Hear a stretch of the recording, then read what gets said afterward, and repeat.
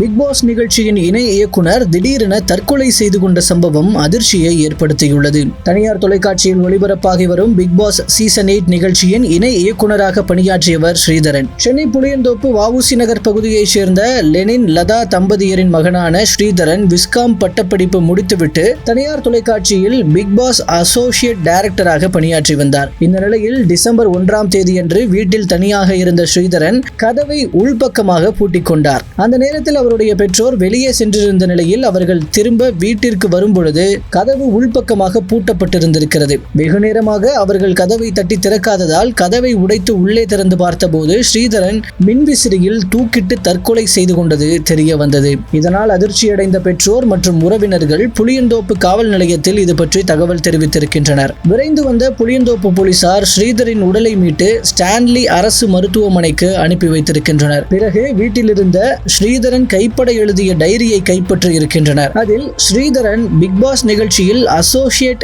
டைரக்டராக வேலை பார்த்து வந்த நிலையில் இந்த துறையில் எந்தவித முன்னேற்றமும் ஏற்படவில்லை என்றும் தன்னுடைய இறப்பிற்கு யாரும் காரணமில்லை என்றும் எழுதி வைத்திருந்ததாக கூறப்படுகிறது. அது மட்டுமின்றி ஸ்ரீதரனுக்கு திருமண வரன் அமையாமல் இருந்ததாகவும் கூறப்படுகிறது. பிடித்தமான துறையில் எந்த முன்னேற்றமும் இல்லாமல் இருந்ததும் தான் பிறருக்கு பாரமாக இருப்பதாகவும் அவர் நினைத்துக் கொண்டு இந்த விபரீத முடிவு எடுத்ததாக கடிதத்தின் வாயிலாக தெரிய வந்துள்ளதாக கூறப்படுகிறது. இது பற்றி வழக்கு பதிவு செய்த காவல்துறையினர் ஸ்ரீதரன் மரணத்திற்கு வேறு காரணம் எதுவும் உள்ளதா என்று விசாரணை செய்து வருகிறார்கள். பிக் பாஸ் நிகழ்ச்சியின் அசோசியேட் இயக்குனர் ஸ்ரீதரின் மரணம் பிக் பாஸ் குழுவையும் அந்நிகழ்ச்சியின் ரசிகர்களையும் சோகத்தில் ஆழ்த்தியுள்ளது.